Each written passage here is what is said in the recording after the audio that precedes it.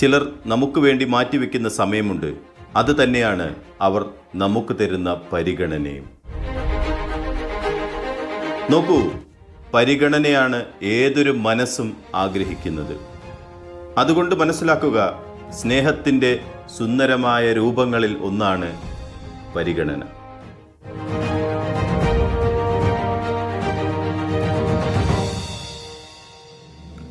Less ഗിബ്ലിൻ എഴുതിയ, ഒരുപാട് ആളുകൾ വായിച്ച വളരെ മനോഹരമായ ഒരു പുസ്തകമുണ്ട്, art of dealing with people എന്ന പുസ്തകം.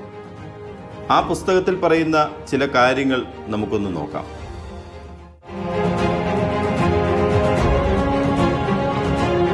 ഒന്ന്, നിങ്ങൾ ആളുകൾക്ക് പ്രാധാന്യം കൊടുക്കുക. എല്ലാവരും പ്രാധാന്യം കിട്ടണം എന്ന് ആഗ്രഹിക്കുന്നുണ്ട്. നിങ്ങൾ അഭിനന്ദനം പ്രകടിപ്പിക്കുകയും അഭിനന്ദനങ്ങൾ നൽകുകയും ചെയ്യുമ്പോൾ ആളുകൾക്ക് സന്തോഷം തോന്നുകയും സൗഹൃദം നല്ല നിലയിലാക്കാനും സാധ്യത കൂടുതലാണ്. 2, ആളുകളെ ശ്രദ്ധയോടെ കേൾക്കുക. മറ്റുള്ളവർ എൻ്റെ വാക്കുകൾ കേട്ടിരിക്കണം എന്നാണ് എല്ലാവരും ആഗ്രഹിക്കുന്നത്.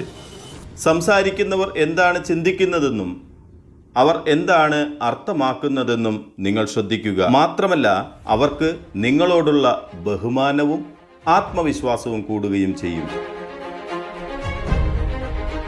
3, വ്യക്തമായും ക്രിയാത്മകമായും ആശയവിനിമയം നടത്തുക.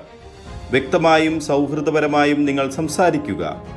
പുഞ്ചിരിക്കുകയും നല്ല വാക്കുകൾ ഉപയോഗിക്കുകയും ചെയ്യുന്നത് മറ്റുള്ളവരിൽ സുഖവും സന്തോഷവും ഉണ്ടാക്കും.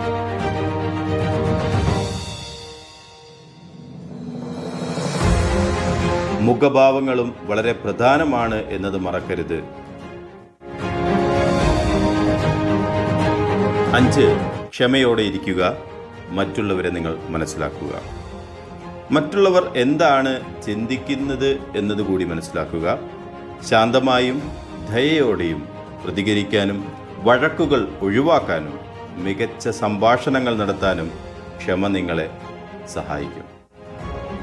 Art of dealing with people എന്ന പുസ്തകം വളരെ മനോഹരമായ ഒരു പുസ്തകമാണ്. തീർച്ചയായിട്ടും നിങ്ങൾ വാങ്ങി വായിക്കുക.